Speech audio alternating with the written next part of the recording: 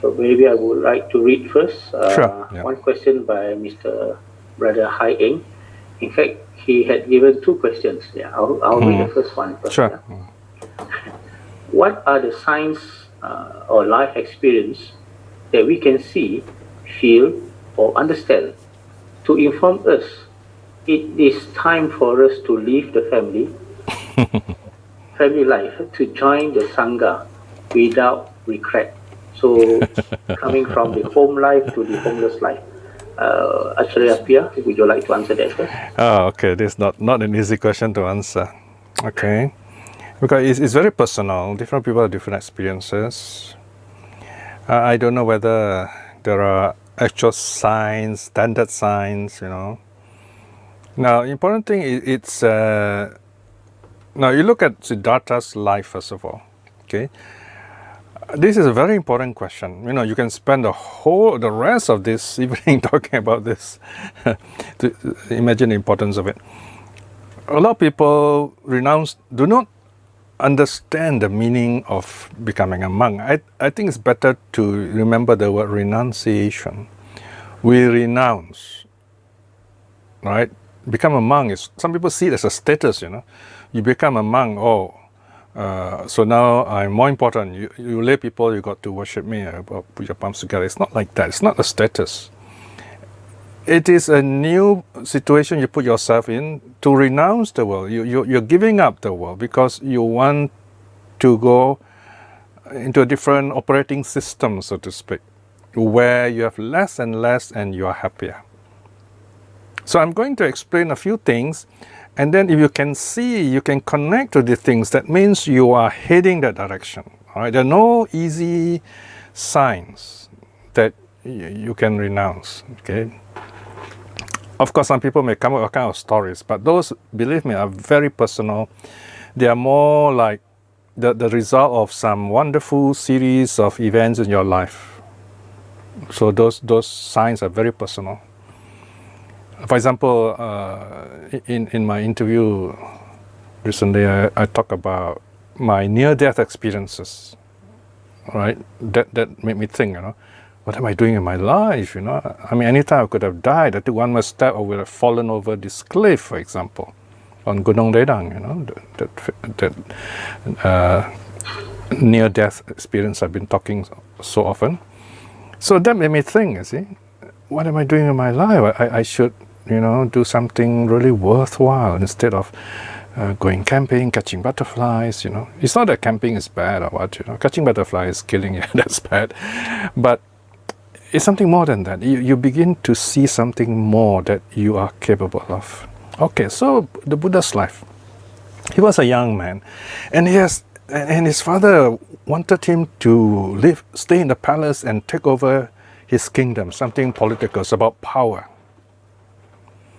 So his father's only son, by the way. So his father wanted him to enjoy life, right? He built him 3 palaces, and he has all this fantastic pleasure any teenager will only dream of. All the women and pleasure and nice food, music, and so on and so forth. Imagine, since you are a mature teenager until around 30s, he lives that kind of life. In psychology, we call that flooding.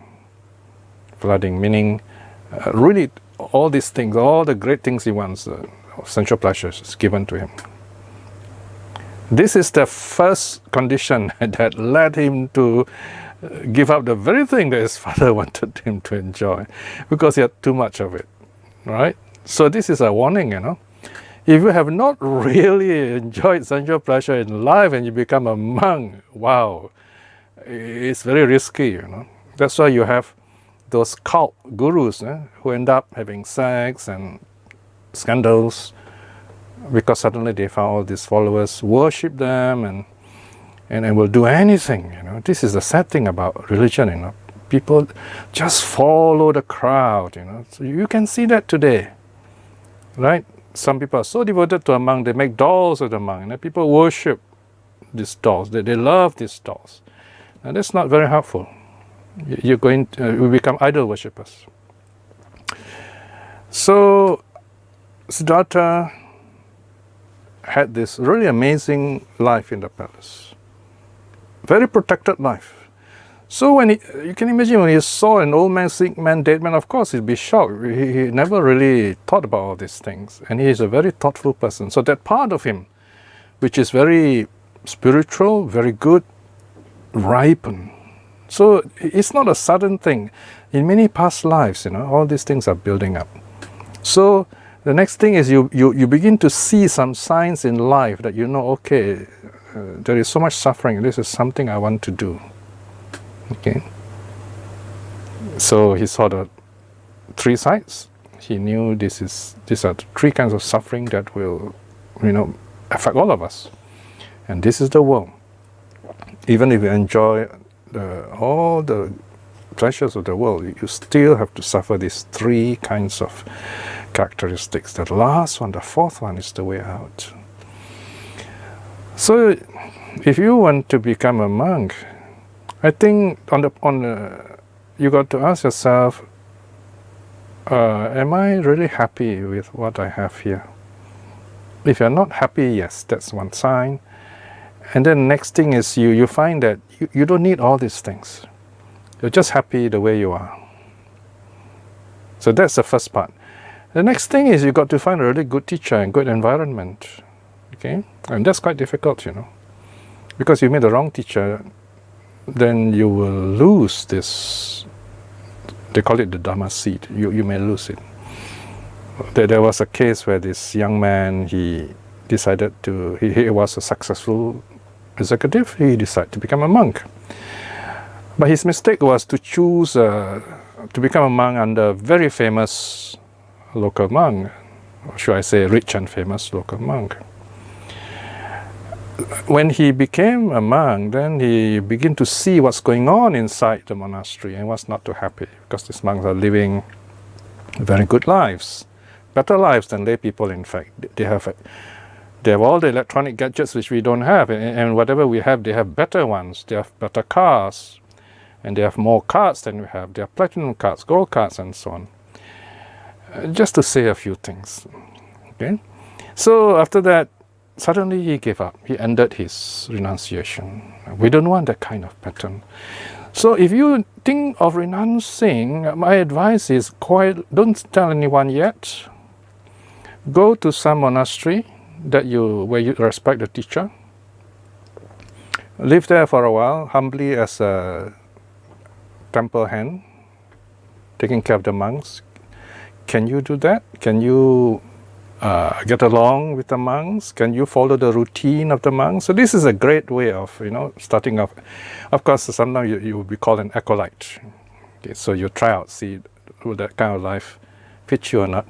In fact, if you live that way quite well, the next thing is you got to make friends with some good monks so that you can communicate, ask questions that will help you understand the Sangha life better. If you do this well enough, sooner or later, the senior monk, maybe even the abbot, may quietly call you up and say, the way I look at you, you're already behaving like a monk, Have you thought of becoming a monk? Then okay, that's a good sign. So it goes like that, you see. And then a good teacher will advise you what to do, go step by step, and so on, so that you don't rush straight away into being in the Sangha, Let me give you one wrong case. Okay, here these are all real cases, by the way. One thing about growing old, for me anyway, you hear a lot of things you don't want to hear. So I don't want to keep it to myself. Sometimes the right time I will share this with you too, so that you will share this burden with me, and also don't make the same mistakes. See, you have some old people. They feel that they can't support themselves. They're getting old, So they want some kind of security. So they go to South Thailand, they go to some of the small monasteries, they give some ang pao to the monk there, and they get ordained. You see, so some of them can ordain and you have this yellow card, that makes you a monk. Well, you're a legitimate monk, but the problem is you got to stay on at least 5 years. It's called Nisaya. 5 years as a monk, by the way. If you're a novice, technically you should not be wandering around, okay? You should be with the teacher. those 5 years make you a monk. You learn the ropes. See, you don't become a monk by shaving your head and putting on robes. Anyone can do that, You become a monk by behaving like one, by feeling like one, by thinking like one, acting like one. So you got to stay with a monastery with good monks, right? So this old man, he went to South Thailand, got ordained, and then after a few months came back, And then the problem with many of us is the moment we see someone with a robe, we say, oh, this is a wonderful monk, I have a good friend who is so full of faith. Whenever he sees a monk, he sees someone without hair wearing a monk's robe in the street, he will pick him up, and ask him, where would you like to go? Can I take you to a temple? So I told him, please be careful. You do not know they're bona fide monks or not, because if they're wandering alone in the street, especially a busy street, they are probably not bona fide monks. It's very easy to recognize. If you see a single monk wandering along the road, he's not a bona fide monk, unlikely to be a good monk, because that's called agochara. He's going to a place which is not supposed to go at that time. It's a crowded place, it's a busy place, all right? Definitely not in a shopping center. A good monk will have either a kapiya, an attendant, or he will go in twos or a group maybe. Even then he won't go to what I call agochara places, places which are not allowable, not proper for a monk to go. Shopping complexes, amusement parks, and so on, okay? So these are the things to consider, right? I don't know, I've spoken more than, what you asked, I think. But from there, just reflect on it, think about it. So in summary, go to a good monastery, stay there, and find out, as I said, research what you really want, and then go from there. Take your time, don't rush. Okay? Thank you, Acharya Piya Tan. To be or not to be? That's a big question mark. Yeah, from home life to the homeless life. Are we ready to take the renunciation? So that's a question that Brother Hai Eng was asking. Okay, very good. Right. Okay, Brother Zach Hessler. Yeah, Zach, your question, please. Okay. Yes, from these qualities of monks that are worthy of offerings and reverence. Many people seem to get the idea that they should actually be looking for the good monks and looking to, what it seems to lead to is like more status, and that also comes from the support of the people trying to find the best monks so they get the most merit. Yeah. It seems like a type of greed in itself and judgment. On the other side of that, I appreciate that the natural tendency when you see a bad monk is to not really want to support them, and that's natural. So that's not so much in the field of my question, but what I'm wondering is there any guidance from the Buddha to not worry about that you're actually not giving towards an individual monk, but you're just giving to support the entire Sangha. When I was a monk, I never received as if they were giving to me as a person, but to me as a representative of the Sangha. But that was just my own idea, and that was some of my brothers in the monkhood had also supported and give me that advice. But is there any actual reference in the scriptures of that kind of advice from the Buddha himself? That's my question. All right, yeah. Okay, if you want to look at the Buddha's teaching, the Vinaya lays down all the rules, how a monk should behave, should not behave, So if you are to follow that, yeah, of course, you can definitely see the kind of monk that you should give alms and to those who will not give alms. On the other hand, there are some basic rules. For example, if you in Bangkok, all those monks, the moment they go out, good or bad, you don't know they're good or bad, but they all go out in a calm way. They follow rules. Okay, so when you look at them, you know as long as they are keeping the decorum, you would offer them. It's not only a spiritual thing; it's basically a civil conduct. simple act of respecting the host or the other person who's giving dana. There's a little story here told to me from one of my devotees in Sri Lanka.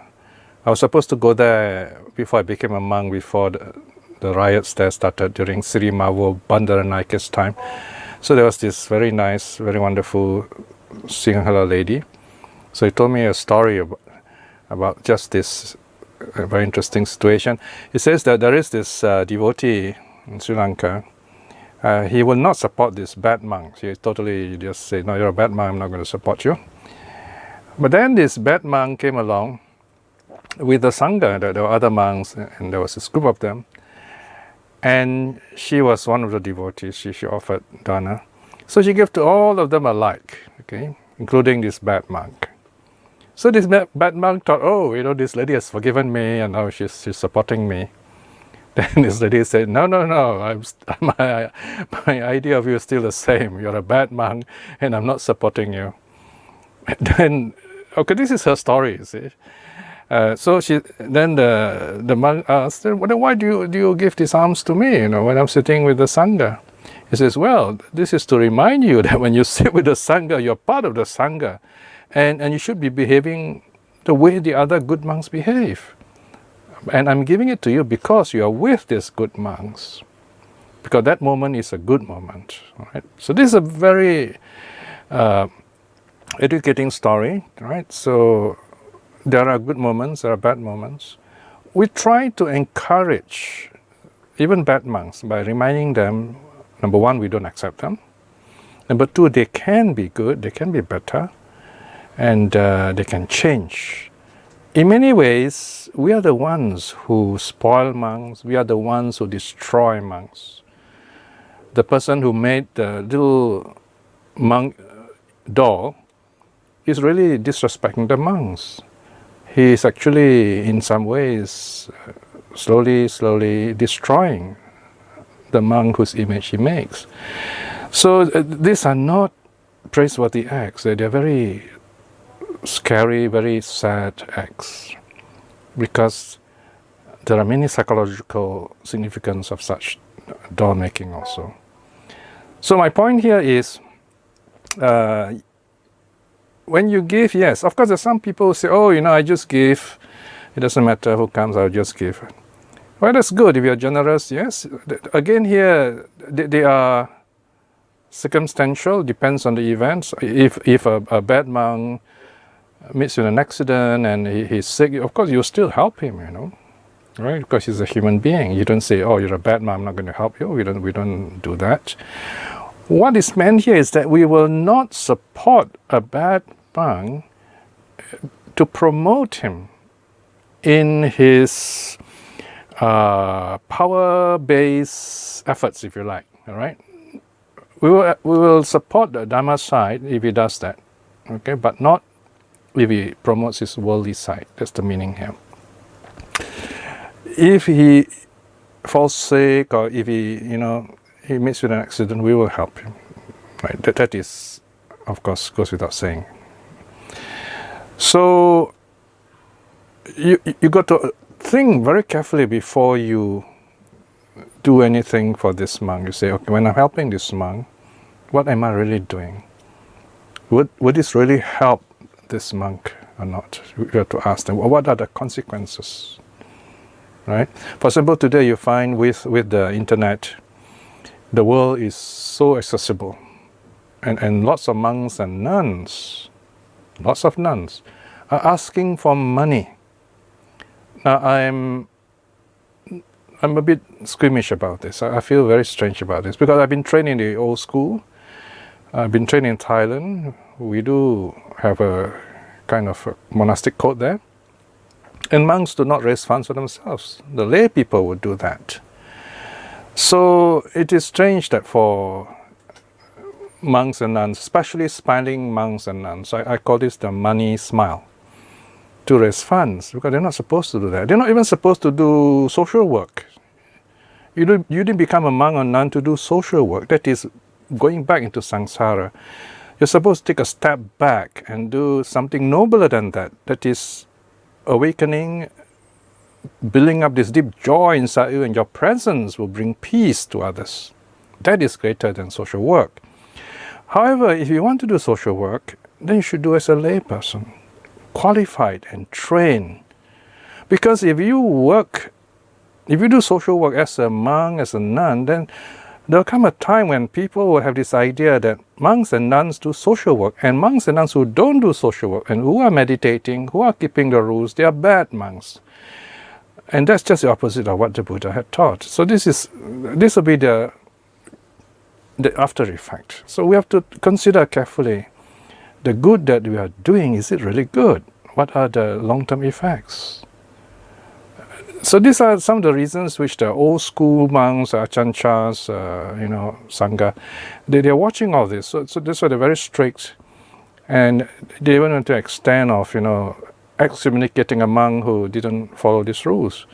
So because they think in this way, but they're not outspoken. They do not like to go around telling the things that I'm telling you now. But knowing them well, I've been with them those years. These are the things I understand. And I would definitely feel that they agree with this. If not, definitely I'll get a message that I'm saying the wrong things. All right? So these are some ways which I would suggest that we respect monks, whether they're good or bad, that can help them. Okay, that's the meaning here. I'll go to the second question. All right. By Brother Hai Eng. Somehow or other is quite similar to the one that Zach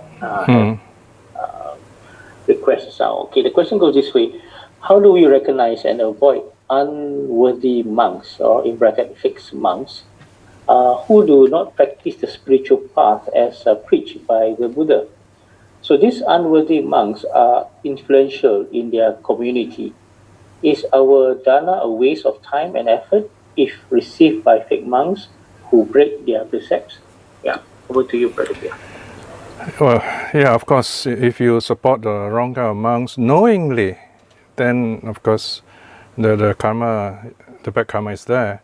If you do it unknowingly, then the effect is not that much. I mean, you don't really get much benefit anyway, because you're guided by delusion, is it? Because you do not really see what is good. There is a sutta here, where the Buddha says that if you're generous, you're kind, but you don't keep the precepts, then you be reborn as pets, very well taken care of by people, but then you don't enjoy that human aspect. So we want the human aspect there. Human aspect means the 5 precepts are there. We keep the 5 precepts. That keep us human. See? So we more or less can know when the monk is outwardly doing the wrong thing. Another thing is sometimes a person can seem to be doing the right thing, but they're teaching the wrong thing. That can be quite tricky, and we do not know suttas. We do not know the Dhamma. We won't know what's right, what's wrong. Of course, if you look at a non-Buddhist group, in a way it's easier to identify. For example, there is one group that says, if you sign up with them, and then you donate a certain amount of money, they will register your name in their book, and then they will kind of put a stamp or something on your forehead, and you are registered a place in heaven. Now, if you are willing to believe that, then of course it's a wrong thing, you see. Then there are other teachings. For example, they tell you, if you just recite a name, and they claim it to be a Buddha's name, you'll be reborn in the paradise somewhere. Again, how do we know this? They say, a certain sutta says this, but the Buddha did not teach that suttas. So some of these situations are not as clear as we like them to be. So this is where ultimately, as Buddhists, you must use your wisdom to decide for yourself what you want, what you deserve, right? Although I'm outspoken in many ways, I'm not here to tell you we must destroy this group, we must destroy that group. No, that's not on my mind. What I'm trying to say is you must be wise in choosing the right teachers and teachings. And to do that, you must understand the suttas and the Dhamma and do some practice yourself. If you find you're still not able to practice, study the suttas carefully first, at least a few suttas, and you find you have a good idea there. And it's not difficult today to know what's right, what's wrong in terms of the Vinaya, if you care to go on looking, ask people, right? So, for example, you have this gathering here where you can ask those questions, and we try to answer them as forthrightly, as honestly as possible for you. Okay? So I'll keep it short because there are many other questions here. Okay. Okay, good evening, everyone. So the next question we have is from Sister Ming Yo. She asks, here says giving dana allowable gifts at the right time to the Sangha. What does it mean by right time? Okay. Yeah? Right. Okay, right time. Kalika.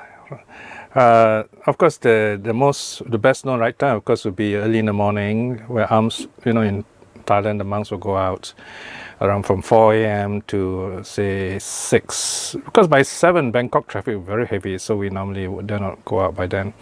And no one will be there anyway, they have to go to work. So the right time is early in the morning when there is alms round. Secondly, where there are alms occasion. So you can go to the monastery where there are monks and nuns living, and you offer food to them at the right time. Okay, so you have to go there early, make sure that they do not go beyond noon. Here, when we say noon, is the meridian overhead. When the sun is right above, it's noon. It's not the clock time. It's following the position of the sun, so to speak, right? So in Malaysia and Singapore, noon is around, say, 1 o'clock, right? So more or less, the idea here is discipline, so that they eat before noon, and they don't have to worry about eating. They spend the rest of the day practicing, studying, meditating, or doing some work in the monastery. Then there are special occasions, like Vesak or your birthday. These are auspicious occasions.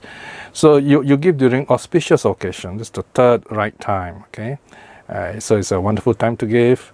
Another good reason is you don't have to give much. Sometimes you get just a few monks come to the center. Let's say you get 5 monks, and then there are 100 people offering. So imagine if one person just put 1 scoop of rice into the monk's bowl. That's quite a lot, if you calculate, right? So it's not a waste to support monks.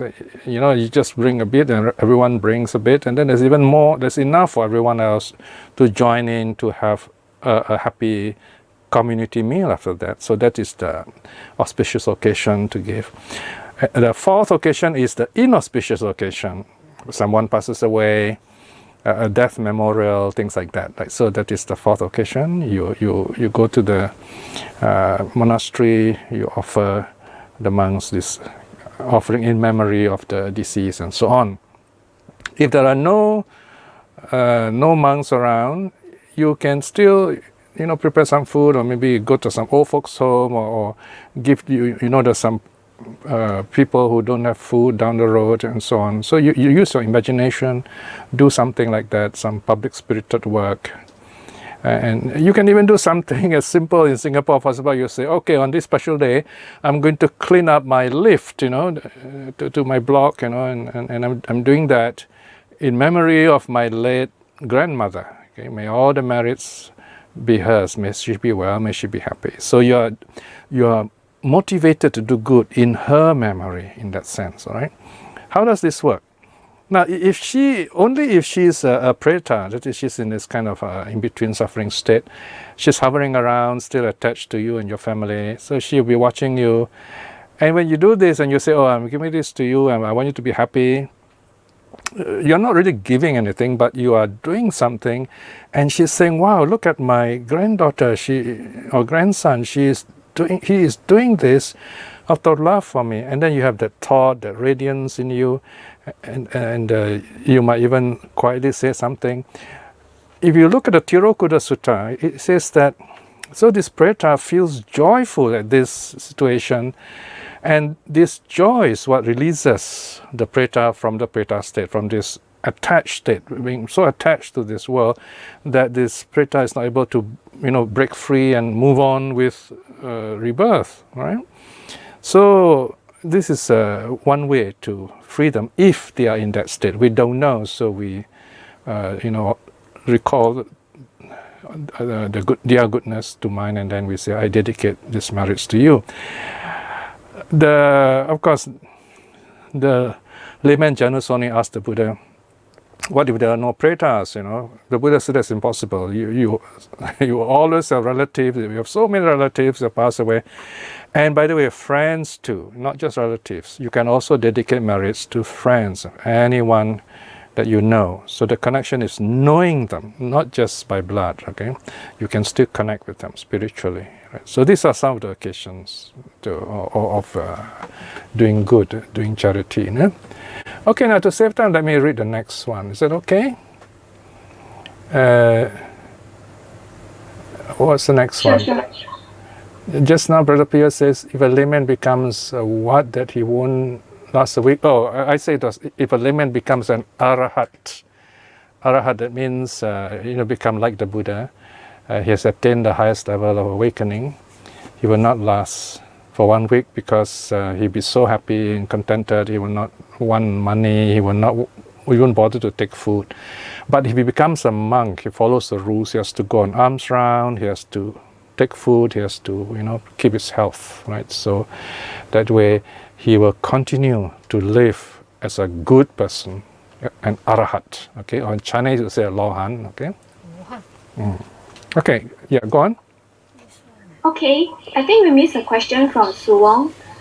The question is, what is the distinct difference between Ahuneyo and Dakineyo? Oh, okay. It's in your notes, by the way.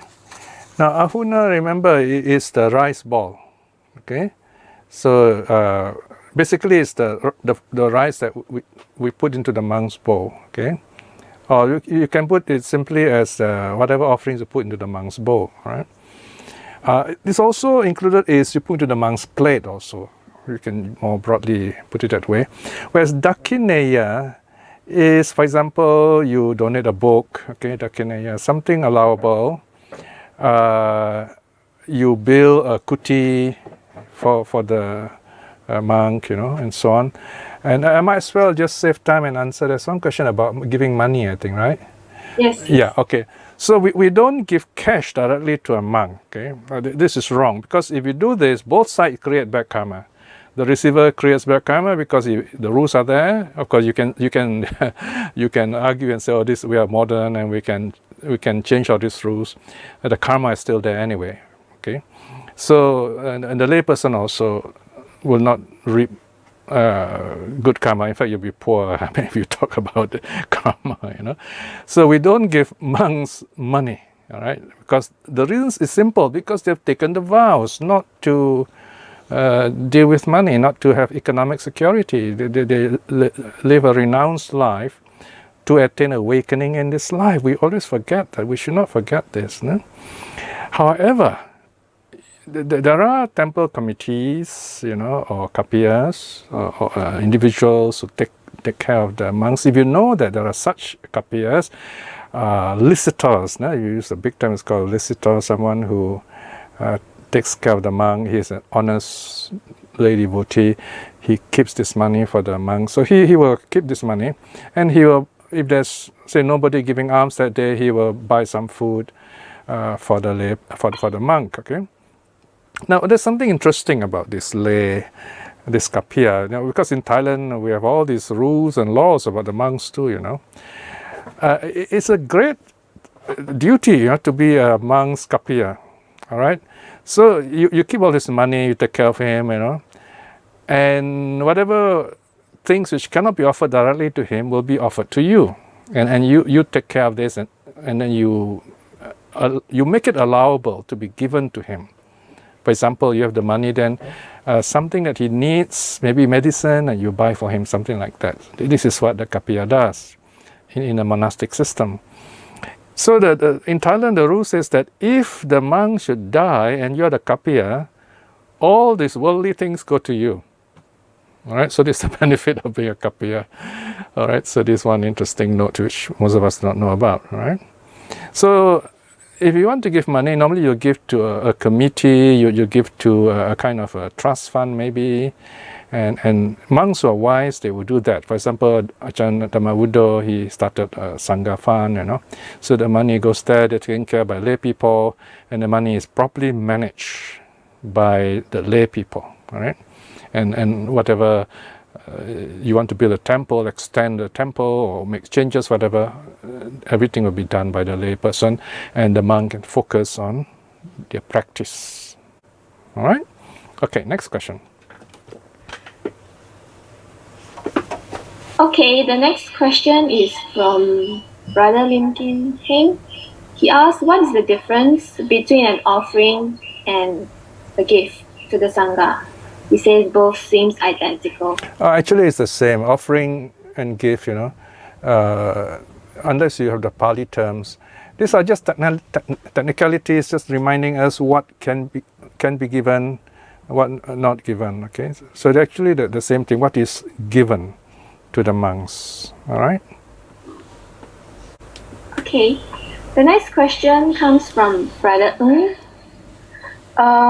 He asks, the Christians and Muslims have full-time preachers who are paid. How can the Buddhist community organize ourselves so that we can support lay people who wish to do full-time Dhamma work?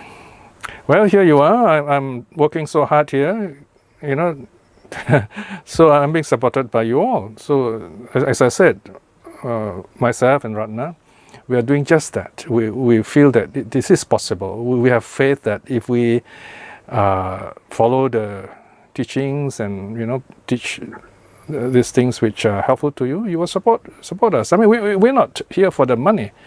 We need to support ourselves. For example, when I came to Singapore, the lay supporters were the one who were more keen, you know, to get us a house to live in. We were renting a house, we were paying a lot of money, and that money could well be used to you know, repay a loan. And this is the benefit of being a lay person, you know, working as a full-time Dhamma worker. So, as I said, we are fully supported by the laity, by the faith of the lay people. And this is something that will happen in the future, but it's got to be more organized. I foresee in time to come, we'll have full-time lay teachers, or you can call them preachers, whatever possible, if you like. They must be well-trained, of course. They're trained in the suttas, the Dhamma, and teaching skills, things like that. So we need to set up training centers for them. They can be attached to particular centers, whether it is a temple or just a center. And they are there regularly. They run things just like a pastor. Then things will be more organized, right? And because what we are doing now is that we are so dependent on itinerant speakers, you know. We are like a show, I don't know, we're like a cinema or theater. We wait for foreign speakers to come. It's like an entertainment, you know. So we come, there's every time something different, you know. So here is where you have this resident teacher, but it's a layperson, not a monk or a nun, okay. We don't have this tradition of monks and nuns resident in a temple until the Sinhala people, Sinhala monks introduced this. This is not a traditional Buddhist practice, okay, until recent times.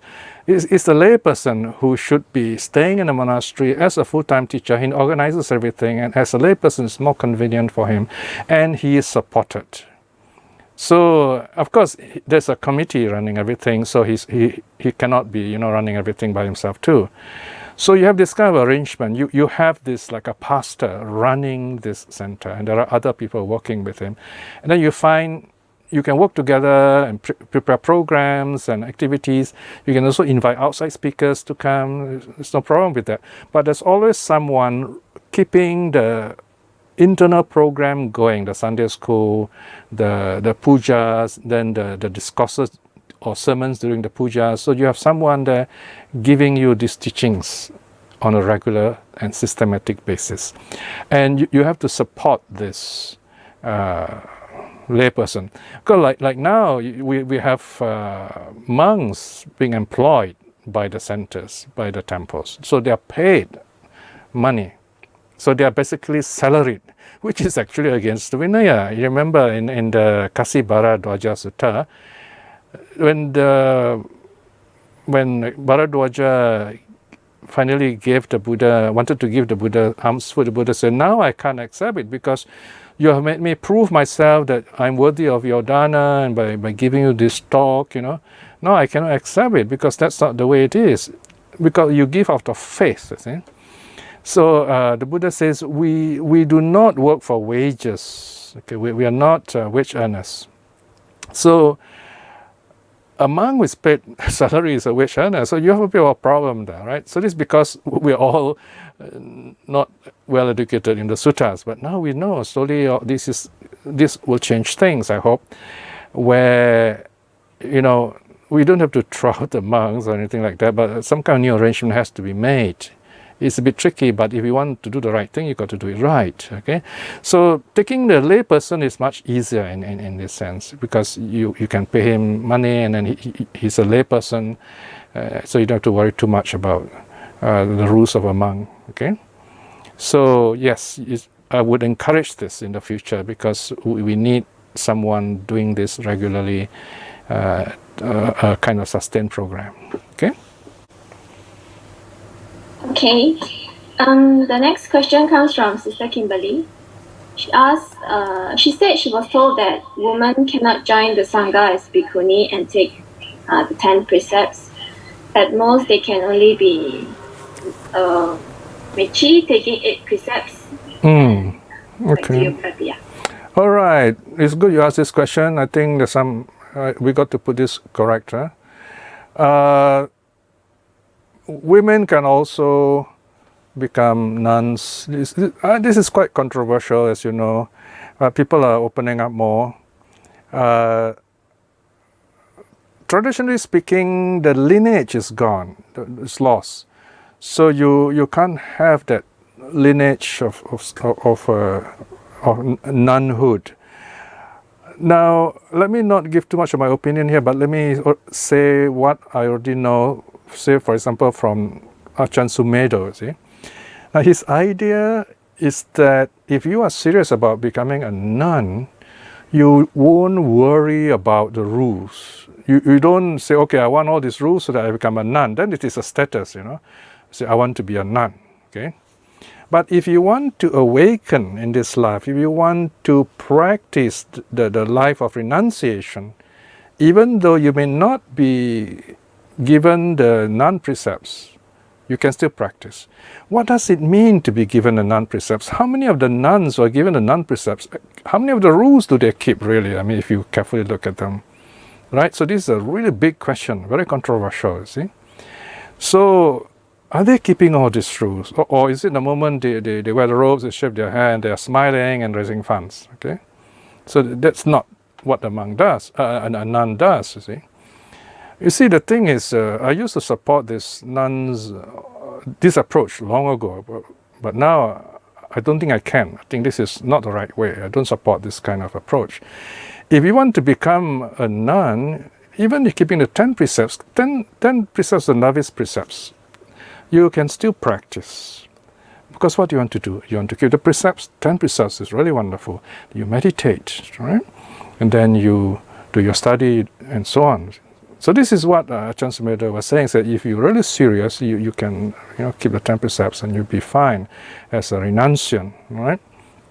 So women can renounce the world also, but it's becoming a status thing nowadays, and this worries me, frankly, because of this is what the old school, the Ajahn Chah's monastery also concerned. So this is the big divide now. You have this.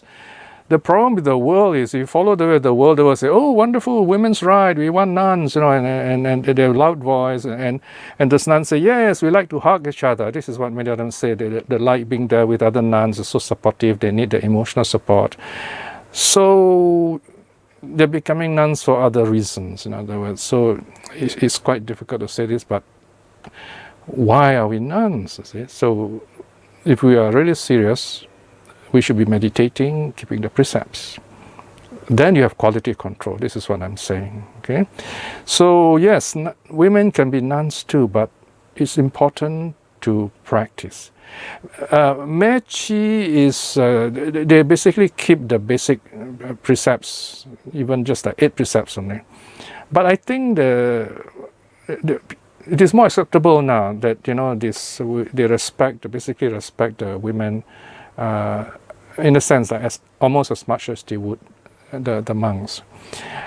This is a very controversial situation because one of the in India the women were quite strong, so the Buddha was very careful not to promote his former foster mother Mahapajapati Gotami, because remember, she was the queen, so to speak, right? She's his most powerful Sakya woman. Then the king dies, of course, she loses her status to an extent. Even then, people will still say Buddha's mother. So imagine Buddha's mother becomes a nun, what would people feel? So the Buddha was very concerned about this. So the Buddha introduced all those rules to make sure that people do not see Mahapajapati that way, and that Mahapajapati also does not see herself that way. So this is one aspect I don't hear many people talk about, to prevent this status idea about Mahapajapati Gotami. All right, and the other thing also is as I said, if you in the case of many monks, if they're very successful, there are always women behind their lives.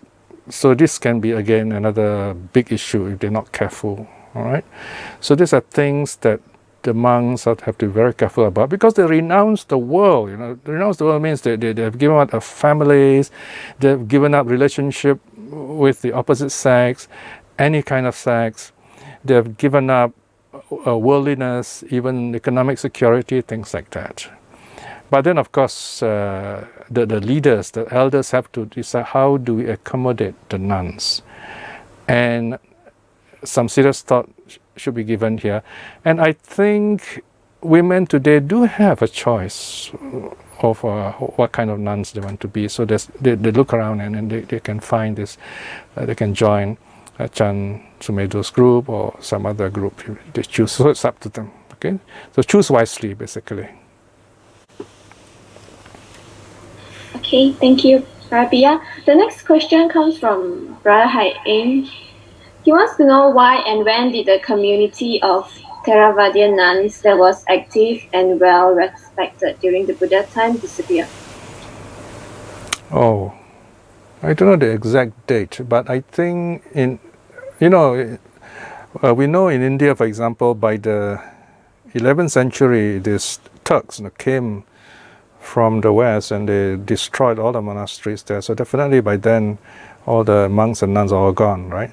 And then the monks and nuns went down in Sri Lanka. There were monks and nuns, but then again there are problems with the Tamils, the southern Indians. Those kings in southern India would attack Sri Lanka, and the monasteries were destroyed. There was a time when they only had a few novices, so they had this really difficult time, and that's why there's this animosity against the southern Indians in Sri Lanka.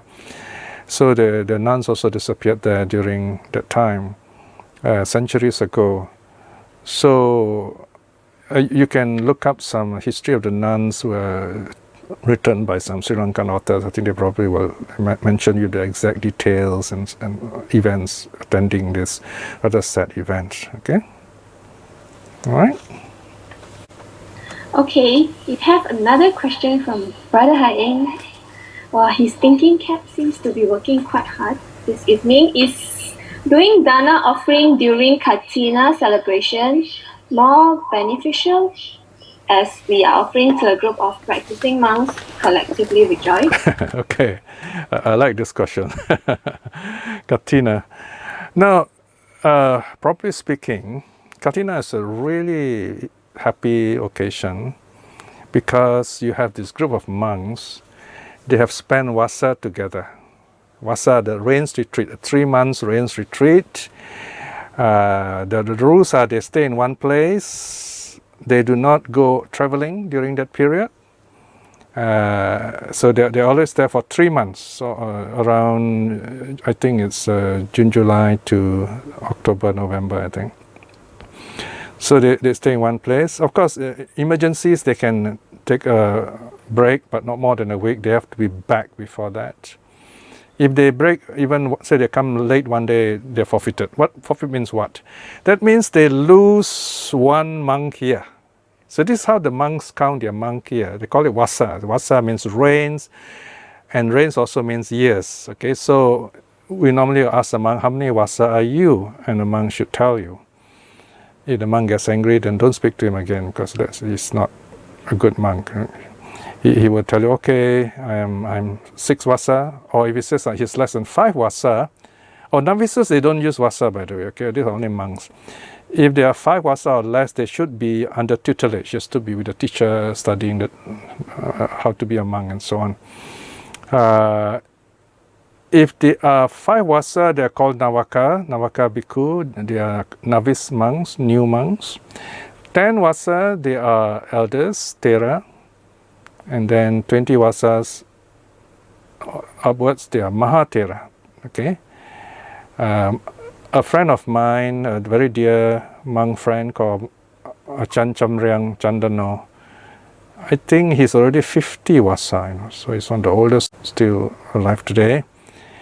And if they are like, let me see, 15 years is Majjhima, that means in the middle. So you're 5 years Navaka, 10 years Thera, 15 years Majjhimaka.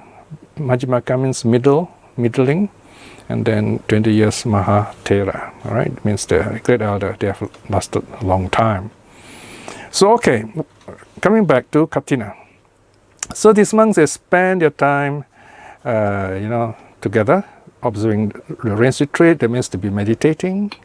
They'll be studying, listening to talks by elder monks. They'll also be giving teachings, especially on new moon, full moon days, to the lay people. Sometimes lay people also will join the 3 months rains retreat or part thereof and do some meditation or serve the monks, because it's so wonderful to get all these monks together in one place. The reason why the monks, the Buddha introduced this idea of 3 months rains retreat is because during that period, the heavy rain is very inconvenient to travel. And also the monks often wander around, and so these 3 months, the local people have a chance to meet the monks in one place. All right, so what has happened is that in many cases, this vasa is not properly observed. People still travel around. So if they do that, they even break just 1 day, they're not observing vasa already. Then if you have observed vasa, then Katina actually is a time of rope making. You're supposed to make ropes, okay? Either that or you're offered ropes. So actually it's a rope offering kind of situation. When the monks get their ropes, of course you can offer other things which the monks may need related to the monk's life, allowables, that is, okay?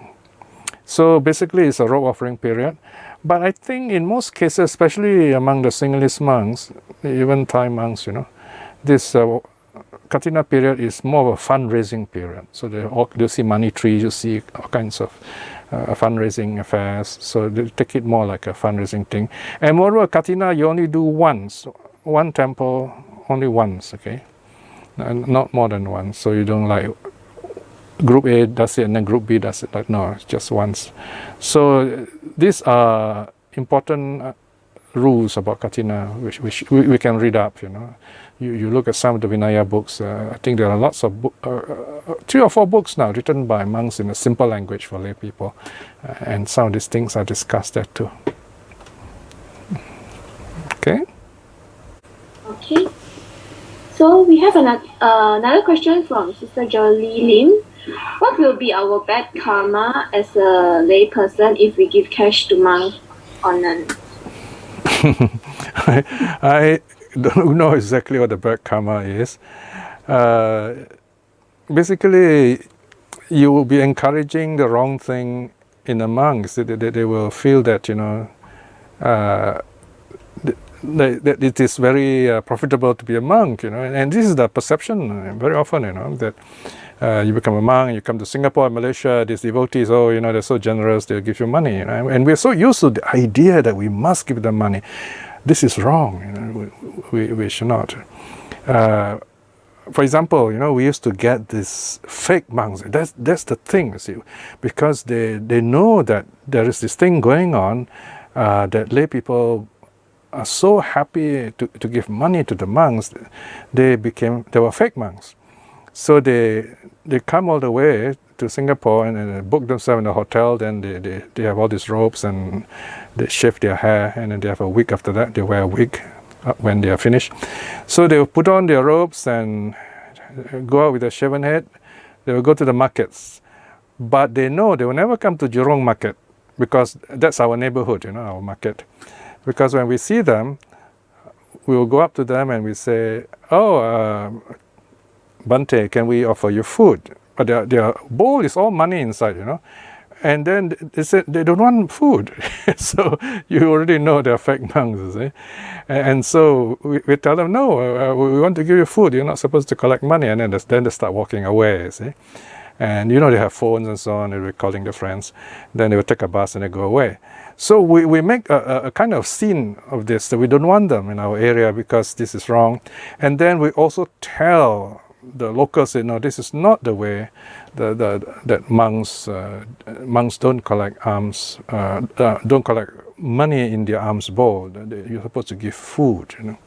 So you need to educate the common masses also, right? Let me not say what's a bad karma. Just whatever you have done with a good heart. Keep it that way, remember it that way. But stop doing it from now on, now that you know what's right, what's wrong. Okay? Okay, we have the last question from Brother Hai Ing. He says he notices that Buddhists are more eager to donate generously to temple building than supporting social work. And he asks, is it true that we can obtain more merits if we build temples and support the Sangha as compared to social work like feeding the poor or helping the needy? Tricky question, no? Almost political, no? Yeah. You know, Bodhidharma gave a very nice answer here. This Bodhidharma was an Indian monk who went to China, and then a lot of legends grew around him. He appeared before the emperor.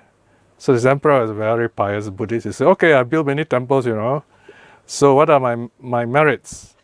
And this Bodhidharma, being a very Vinaya observing monk, I suppose. So he says, none. Well, he really dared to speak to the king. He said, none, your imperial majesty, you know. So this king, of course, the emperor is very unhappy about him. And then anyway, he had to leave China. So there's no merits in building temple, you know. So, and I will agree with Bodhidharma, you know, because what happens in temples? You build walls, you know. Did the Buddha build temples? I would say big capital N, no. If you talk about monasteries, they're called aramas, you know. What is it like?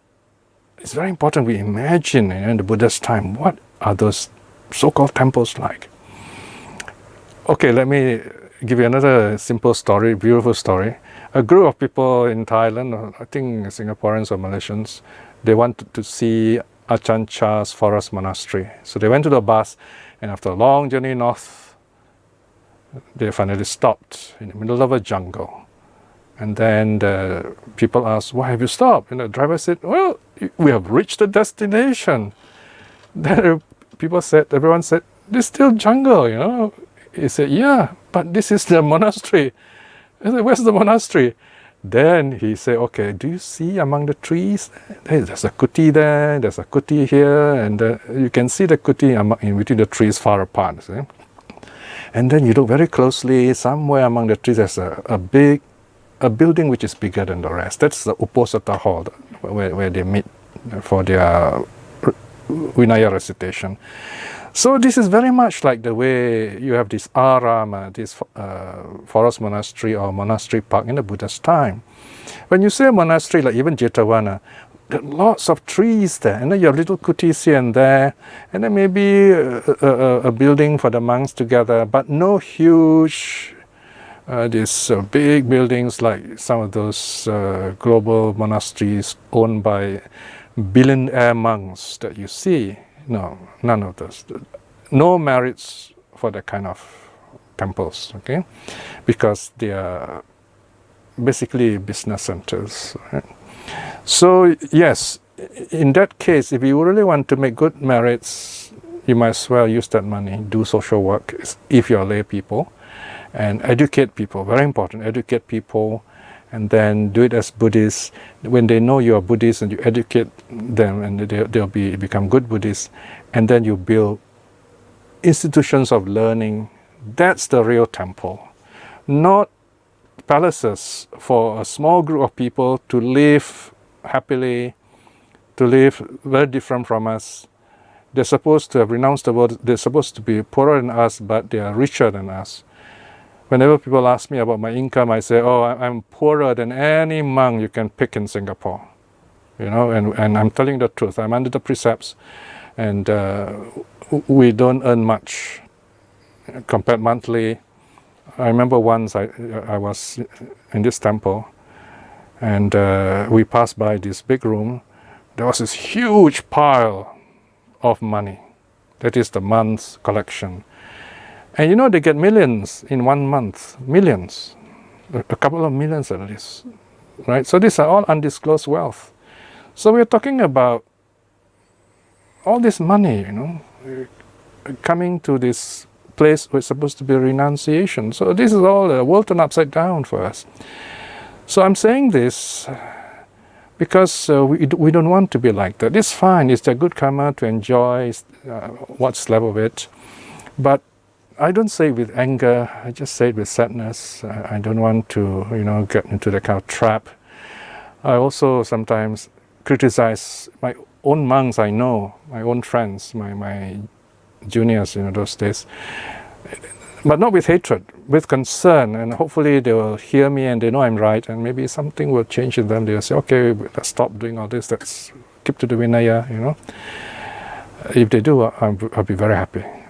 But right now, it's COVID to me. I'm distancing myself from them because I don't want to be part of it, okay. So it's a choice I make, because to me the suttas and the Dhamma is enough, and I'm quite happy. And I think we can inspire them to be good monks, better monks, the best monks. Okay? It depends on what we do. We have that influence on them. All right. Thank you, Sister Sixteen. We actually have a few more questions written on the chat room.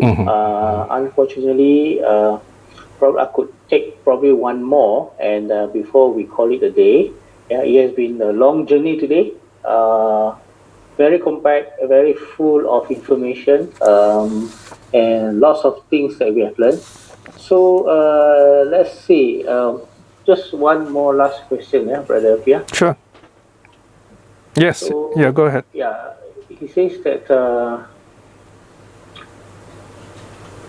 Let me just take this one. I have all these years never offered money to monks or nuns. I only do so to temple for its maintenance. I suppose this is not dana in that sense? No, if you give to temples, I would say it's still dana.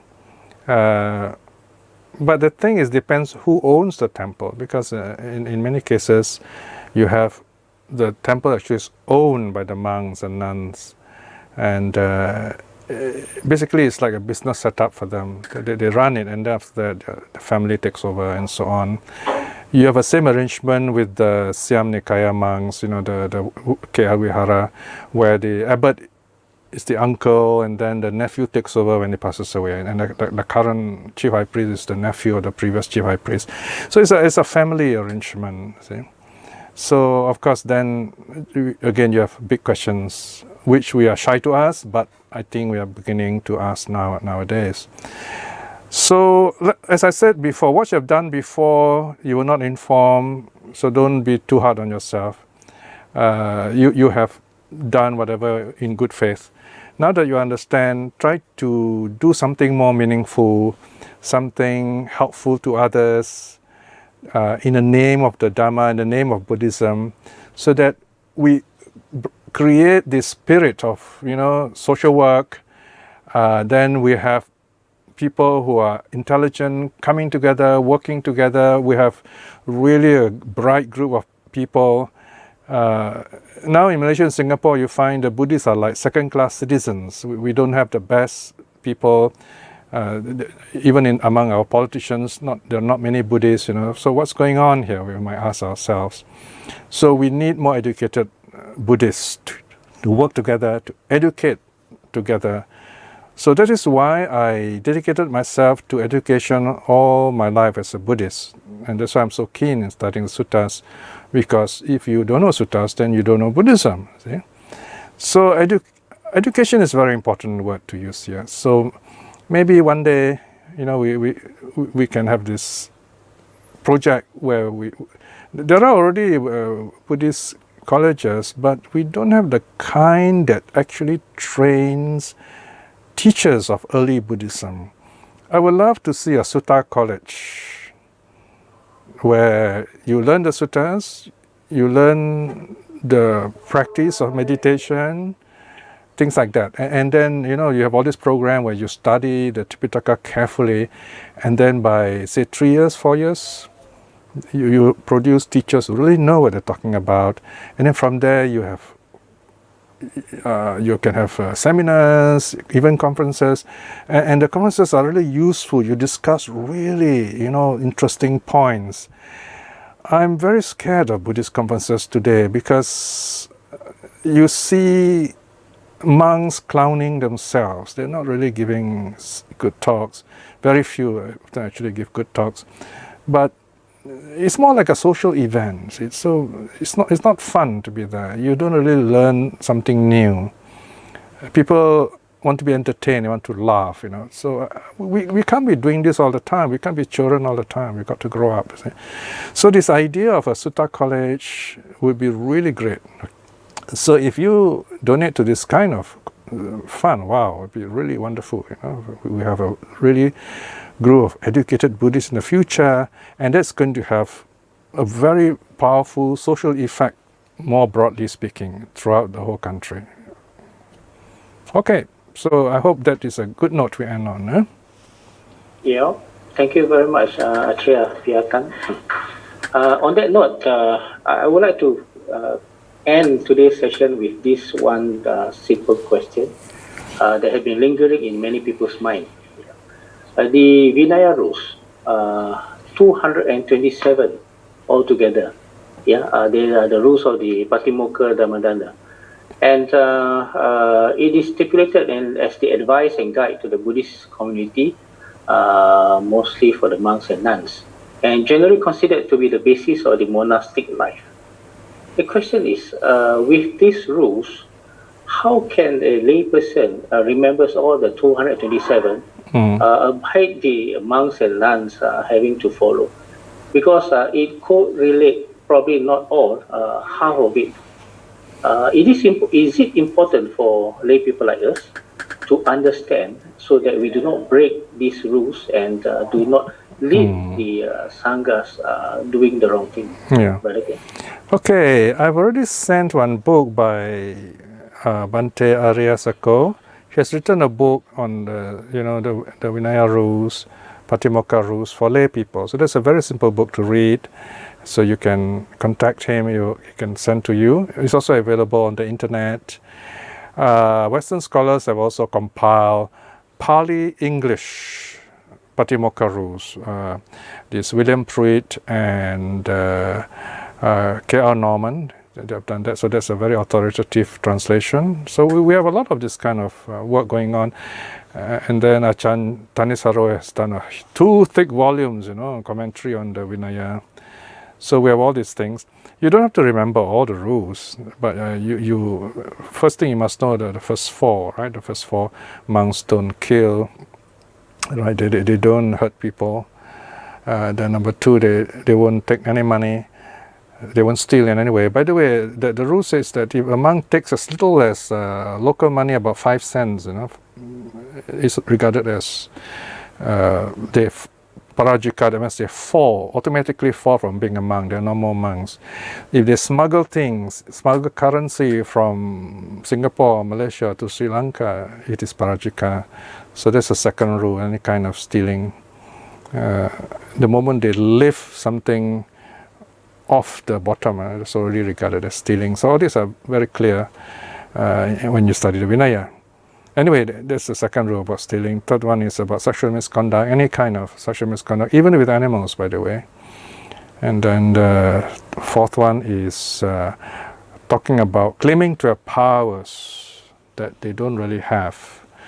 This one's quite tricky. We're not supposed to even talk about, say, jhana attainments, anything that would make people think, wow, this monk is really powerful, that kind of idea, I see. Because the idea is to encourage you all to practice on your own and not to accord status and charisma to the monk. Then it becomes a cult.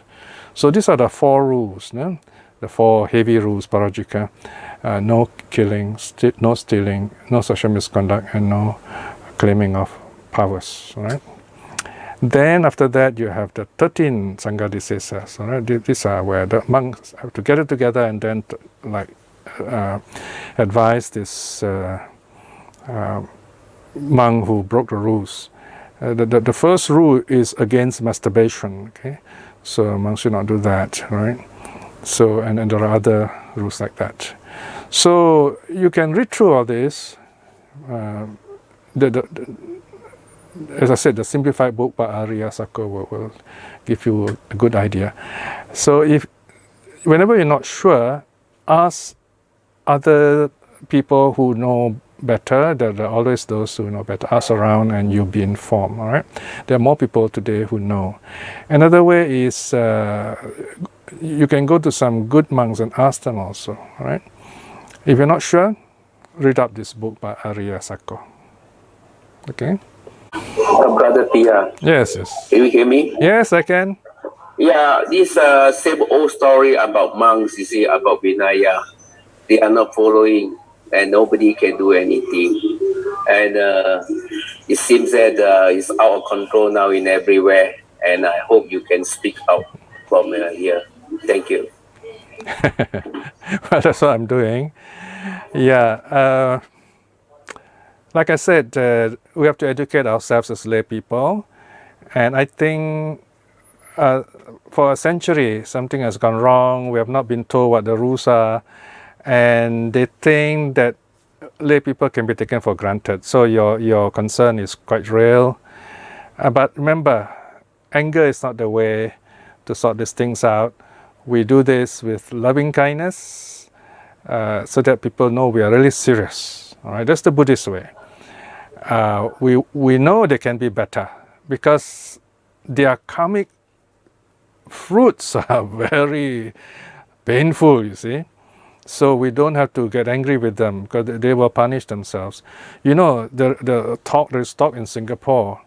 Whenever a monk dies, they say that these monks, they often die very painfully. They suffer, you know. So, especially when they don't keep to the rules. So that's bad enough.